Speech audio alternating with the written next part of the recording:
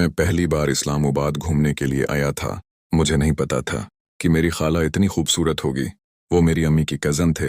मैंने जब इस्लामाबाद और मरी घूमने को कहा, तो खाला ने कहा कि तुम इकाश को हमारे पास भेज दो, हम इकाश को मरी भी घुमा देंगे। कुछ दिनों गुजारने के बाद वो वापस चला जाएगा। मैं यहाँ आया, मुझे नहीं पता था कि मेरी खाला इतनी खूबसूरत है। हालांकि 2 बेटियां थे, दोनों ही मैट्रिक के स्टूडेंट थी। मैं उस वक्त EFA का स्टूडेंट था। मैं जब खाला के पास गया तो खाला ने मुझे अपने गले लगा लिया। खाला ने जैसे ही मुझे गले लगाया, मुझ में तो जैसे करंट दौड़ रहा था। मेरे खालो जो कि इस्लामाबाद एक बहुत बड़ी कंपनी में काम कर देते हैं, उनकी अपनी गाड़ी थी। मैंने खाला को कहा कि रखसार और ऐनी कहाँ है। रखसार और ऐनी दोनों उनकी बेटियां थीं। उन्होंने कहा कि वो तो डिवीजन पर गई हुई हैं। मैं जब इस्लामाबाद पहुंचा तो वहां मैंने खाला की बात एक रक्षे वाले से करवाई, तो उन्होंने एड्रेस समझा दिया। मैं जब घर पर गया तो खाला बिल्कुल अकेली थी। खाला ने जैसे ही मुझे गले लगाया तो मुझे काफी अजीब लगा, लेकिन वो मुझे छोड़ना ही नहीं जाली थी। काफी देर जब हम एक दूसरे के पास बैठे रहे, खाला मेरे हाथ को पकड़कर कहने लगी, तुम बहुत ही खूबसूरत और अच्छे हो। मैं चाहती हूँ कि तुम मेरे दोस्त बनकर यहाँ रहो। मैं घर में बहुत अकेली होती हूँ। मैं बहुत ही ज्यादा परेशान होने लगा। मुझे नहीं समझ हो रही थी कि काला ये सब कुछ क्यों कर रही है, क्योंकि उससे पहले मैंने कभी भी ऐसा कम नहीं किया था। क्योंकि पहले मेरी एक लड़की से दोस्ती थी, इसके साथ में थोड़ा बहुत कभी कभी खेल लेता था, लेकिन मैंने कभी भी खालिक के बारे में ऐसा नहीं सोचा था। लेकिन खाला अपनी दोनों बेटियां ऐनी से भी ज्यादा खूबसूरत लगती थी, क्योंकि उनकी बेटियां पहले हमारे यहाँ लाहौर रही थी, तो मैंने उन्हें देखा था। मैंने के बारे में सोचता था, मेरा दिल करता था कि मैं उन्हीं से दोस्ती करूं। वहां भी मैंने ऐनी के साथ काफी अच्छा वक्त गुजारा, लेकिन एरी का नंबर नहीं ले पाया। लेकिन अब मेरा दिल कर रहा था कि मैं यहाँ ऐनी से दोस्ती कर लूंगा। यहाँ जब यह तो खाला ने मुझे अपनी दोस्ती की बात की तो मुझे काफी अजीब जरूर लगा। मैं सोच रहा था कि शायद खाला मुझे टेस्ट कर रही होगी। उसकी मैंने काला से मजीद ऐसी वैसी कोई बात नहीं की। खाला ने मुझे जोश दिया। मैं जोश पी कर कमरे में चला गया। खाला ने कहा, कुछ देर रेस्ट कर लो। कमरे में ऐसी था। मैं जैसे ही लेटा मुझे बहुत गहरी नींद आ गई। शाम का वक्त हुआ तो खालो भी आ गए। ऐनी और रखसार भी थी। हम सब टेबल पर बैठकर खाना खा रहे थे।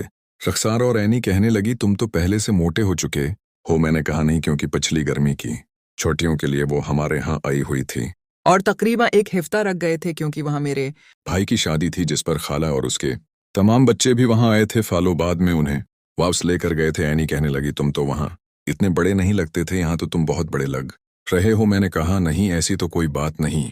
शाम का वक्त हुआ, सब खाना खाकर अपने अपने कमरे में चले गए। मैं अभी अब कमरे में आग संग, क्योंकि मुझे एक अलग कमरा दिया था। ये बहुत बड़ा घर था, यहाँ बहुत सारे कमरे थे। सब लोगों के अलग अलग कमरे थे, लेकिन ऐनी और रखसार एक ही कमरे में सोते थे। कुछ देर मैं अपने कमरे में रहा और फिर मैं यानी और रखसार के कपड़े में आ गया। वहाँ वो फिल्म देख रही थी। मुझे दरमियान में बैठने को कहा। मैं बिल्कुल उनके पास था, रखसार बिल्कुल मेरे पास थी।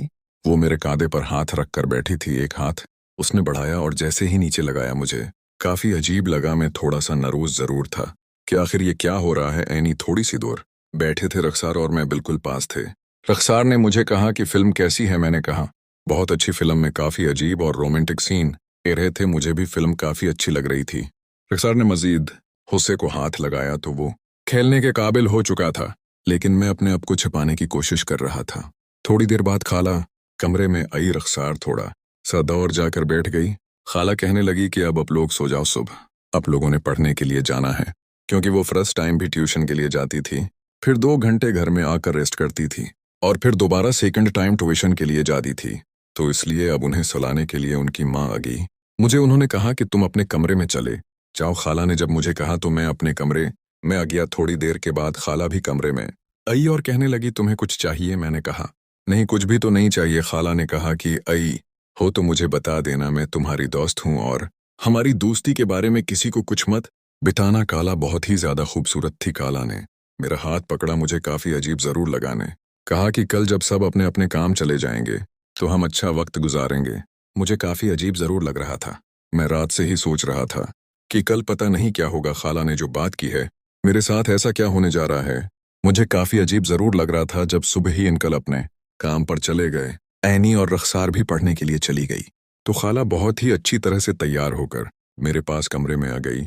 मुझे कहने लगी कि तुम मेरे साथ मेरे कमरे में चलो, क्योंकि इनका कमरा बहुत ही ज्यादा खूबसूरत था। मैं जब वो इस कमरे में या तो बेड को देखता ही रह गया। वो बहुत ही ज्यादा खूबसूरत और स्मार्ट बेड था, क्योंकि उसमें बहुत अच्छे और अजीब फंक्शन भी थे। मुझे तो कुछ समझ ही नहीं आ रही थी, क्योंकि ऐसा तो मैंने सिर्फ और सिर्फ कभी फिल्मों में या नीट पर देखा था। उन्होंने कहा कि ये बेड 7 लाख का आया है, कमरे में है। सी भी था, काफी अच्छी कोलंग भी हो रही थी। मुझे काफी अजीब जरूर लग रहा था। खाला ने मुझे बैठने को कहा। खाला जो कि बिल्कुल मेरे पाँव के पास बैठ गई। खाला ने कहा कि क्या मैं तुम्हारे साथ खेल सकती हूँ? मैंने हामिद सर हिला दिया, क्योंकि हो जैसे कि अल्लाह चाहती थी। मुझे समझ अज हो गई थी, वो मेरे हिस्से के साथ खेलना चाहती थी। थोड़ी देर के बाद वो बिल्कुल मेरे पाँव के पास बैठ गई और खेलना उसने शुरू कर दिया, वो जैसे खेल रही थी। मुझे काफी अजीब जरूर लग रहा था, लेकिन खाला बहुत ही अच्छी स्मार्ट थी। बहुत ही खूबसूरत तरीके से वो खेल रही थी। मैंने खाला को कहा कि अब तो बहुत ही ज्यादा जवान और खूबसूरत हैं, अब तो अपनी बेटियों से भी ज्यादा खूबसूरत लगती हैं। मैं जब यहाँ आया मुझे नहीं पता था कि मुझे अब से इतनी मोहब्बत हो जाएगी। खाला ने कहा कि मैं तो तुम्हें अब वापस जाने ही नहीं देना चाहती। खाला अब वाकई मुझसे मोहब्बत करेगी। हाँ हाँ, मैं तुमसे मोहब्बत करूंगी। थोड़ी देर के बाद खाला ने मुझे कुर्सी पर बैठने को कहा। मैं कुर्सी पर बैठ गया, खाला भी कुर्सी पर बैठ गई। चेहरा हमारा एक दूसरे की तरफ था। खाला काफी अच्छे तरीके से अब उससे को देख रही थी। मुझे समझ हो चुकी थी। खाला अब मुझे कहने लगी कि तुम अपनी जगह से नहीं मिलोगे, जो कुछ भी है मुझे वो नहीं खेलना है। तो अपनी जगह से नहीं लोगे, मैं खुद ही तुम्हें खेल कर दिखाऊंगी। थोड़ी देर के बाद खाला आखिरकार अपने मकसद में कामयाब हो गई और मुझे काफी अजीब जरूर लगा, लेकिन खाला अपने तरीके से जैसे खेल रही थी मुझे काफी खुशी मिल रही थी। खाला ने मुझे कहा कि तुम शायद उससे पहले नहीं खेल चुके, इसलिए मैं चाहती हूँ कि तुम्हें मुकम्मल तौर पर खेलना सिखा दूं। मैंने कहा कि हाँ, अब बिल्कुल ठीक कह रही है, क्योंकि मेरे ख्याल से वो अंदाजा लगा चुके थे। थोड़ी देर के बाद उन्होंने मुझे एक अच्छे से पोजीशन बना कर दें, क्योंकि अब मैं मंजिल घुसा देख सकता था। मुझे समझ हो चुकी थी कि मुझे यहाँ कैसे खेलना है, बस मुझे अब अपनी मंजिल को पाना था। थोड़ी देर के बाद मैंने आखिरकार अपने मंजिल को पा लिया। थोड़ी देर के बाद हम हंसी वादियों में थे। मैंने तो कभी सोचा भी नहीं था कि इस तरह हम हंसी वादियों में गुम हो जाएंगे। इतने मगर हम अपने खेल में मसरूफ थे कि थोड़ी देर बाद अचानक कमरे में एनी आ गई। एनी ने हम दोनों को देख लिया। एनी को देखकर खाला बहुत ही ज्यादा डर गई। एनी अपने कमरे में चली गई। खाला थोड़ी देर के बाद एनी के पास आई और एनी को कहा कि जो कुछ भी है आकाश और मेरे इस रिश्ते के बारे में तुम किसी को कुछ भी नहीं बताओगे। एनी ने कहा कि मैंने कुछ नहीं देखा, परेशान ना हूं। लेकिन मैं समझ चुका था एनी को। जब खाला ने कहा तो खाला कहने लगी कि यानी तुम सच में इस बारे में किसी को कुछ नहीं बताओगी? तुम्हें पता है, हाँ, तुम्हारे बाबा गुस्से के बहुत ही ज्यादा तेज हैं। अगर उसने किसी को बता दिया तो बहुत बड़ा होगा। मैं नहीं चाहती कि अब ऐसा कुछ भी हो। प्लीज तुम इस बारे में कुछ नहीं बताओगी। तुम इतनी जल्दी कैसे आ गई? तुम्हें तो अपनी बहन रखसार के साथ होना था। जिस पर रहने कहने लगी कि मेरी तबीयत खराब थी, क्योंकि सुबह से ही मेरे सर में दर्द था, इसलिए मैंने सर से बात की तो सर ने वहां से मुझे खुद ही एक केब बुक करवा कर दी और मैं वापस आ गई। मुझे नहीं पता था कि आप लोग मिलकर ये काम कर रहे हैं। मैं तो समझ ही नहीं पाया ये यहाँ क्या हो रहा है। थोड़ी देर बाद एनी अपनी माँ को कहने लगी, मैं एक शर्त पर किसी को कुछ नहीं बताऊंगी। अगर मेरे साथ अभी आगाज हो ही सब कुछ करे जो आपके साथ करे। जिस पर खाला बहुत ही ज्यादा गुस्से में आ गए और एनी को कहने लगी, तुम्हें शर्म आनी चाहिए, तुम्हें ऐसी बात नहीं करनी चाहिए। एनी कहने लगी, मुझे शर्म आनी चाहिए।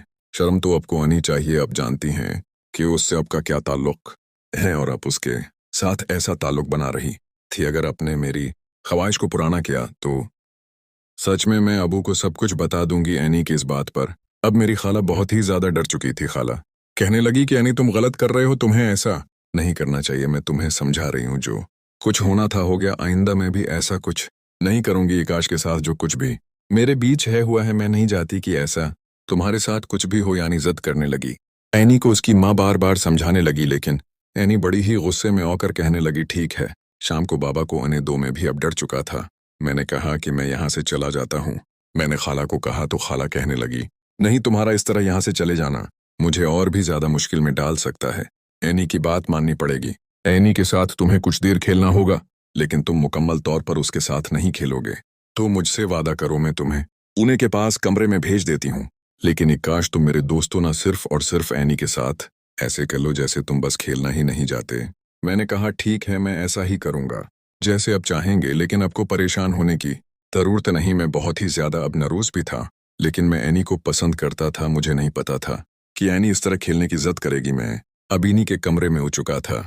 रखसार को उन्हें में अभी 2 घंटे भाग गए थे, क्योंकि वो काफ़ी देर बाद उठी थी, क्योंकि ये ट्यूशन पर गई थी और वापस आ गई। थोड़ी देर के बाद मैंने के पास था, यानी मुझे ने फौरा ही अपने पास बैठने को कहा। एनी जो कि बहुत ही ज्यादा खेल के लिए बेताब थी, वो अफवारा नहीं खेलना चाहती थी। मैंने कहा कि हमारे भी जैसा कोई ताल्लुक नहीं बन सकता। यानी कहने लगी कि ठीक है, फिर तुम अंजाम से बेखबर हो, शायद तुम्हें इंजाम की परवाह नहीं। मैं अपना चाहते हुए भी एनी की बात मानने पर मजबूर हो चुका था। दिल तो मेरा भी था, लेकिन मैं किसी बात का इल्जाम लेकर अपने ऊपर नहीं आना चाहता था, क्योंकि खाला से दोस्ती से मुझे बहुत कुछ मिलने वाला था। खाला ने मुझे 10,000 रुपए भी दिए थे। एनी से मुझे क्या मिलेगा? एनी खूबसूरत जरूर थी। एनी को जब मैंने देखा बस देखता ही रह गया। एनी के साथ अब खेलना मेरी मजबूरी बन चुका था, लेकिन खाला ने कहा था कि तुम मुकम्मल नहीं खेलोगे, बस थोड़ी देर खेलने के बाद वापस हो जाओगे। लेकिन मुझे नहीं पता था कि अहली अब मुझे छोड़ने वाली नहीं। एनी अबूदी की बहुत ही ज्यादा एक्साइट होकर खेलने लगी। एनी को खेलते हुए देखकर मैंने कहा कि तुम ऐसा कैसे खेल सकती हो? तुम क्या उससे पहले भी खेल चुकी हो? तुम्हें क्या खेलना होता है? तो एनी कहने लगी, मैंने कई बार फिल्म में देखा है, रखसार और मैं अक्सर एक साथ होती हैं, तो हम फिल्म देखते हैं और काफी अच्छा वक्त गुजारती हैं, इसलिए मुझे अब उन चीजों की शायद आदत हो गई है। इसलिए मैंने उन्हें को कहा कि तुम मुझे अच्छे से पोजीशन बना कर दो, हम जल्दी से अपना खेल मुकम्मल करते हैं। कोई पता नहीं कि रखसार आ जाए। रखसार रख के होने के बाद शायद हम ये खेल मुकम्मल नहीं कर पाएंगे। एनी ने कहा, हाँ तुम बिल्कुल ठीक कह रहे हो। मैंने जब एनी को देखा तो बस देखता ही रहेगा।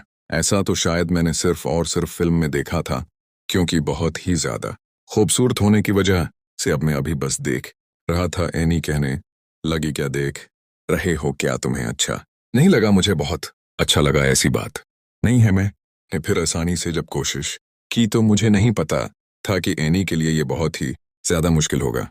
यानी वहां से हट गए। यानी ने कहा कि तुम ऐसा कैसे कर सकते हो? तुम्हें पता तो है कि ये मेरा पहली बार का खेल है। अगर तुम मुझसे ऐसे खेलोगे तो ये खेल तो और भी ज्यादा मुश्किल हो जाएगा। ठीक है, मैं दोबारा कोशिश करता हूं। अब तुम्हें परेशानी नहीं होगी। थोड़ी देर के बाद एनी एक वर्कर पोजीशन में आगे। मैंने हनी को कहा कि खेल में थोड़ा बहुत तो परेशानी उठानी पड़ती है। पहली बार का खेल तो इंसान को थोड़ा बहुत परेशान करता है, इसलिए तुम्हें परेशान होने की जरूरत नहीं। थोड़ा सा तुम्हें भी अब मेरा साथ देना पड़ेगा। एनी ने मुझसे वादा किया कि अब वो मेरा साथ देगी। थोड़ी देर के बाद आगे घर में अपनी मंजिल को पा चुका था। एनी के चेहरे पर परेशानी जरूरत थी, लेकिन खेलने के बाद अब एनी को भी अच्छा लगने लगा था।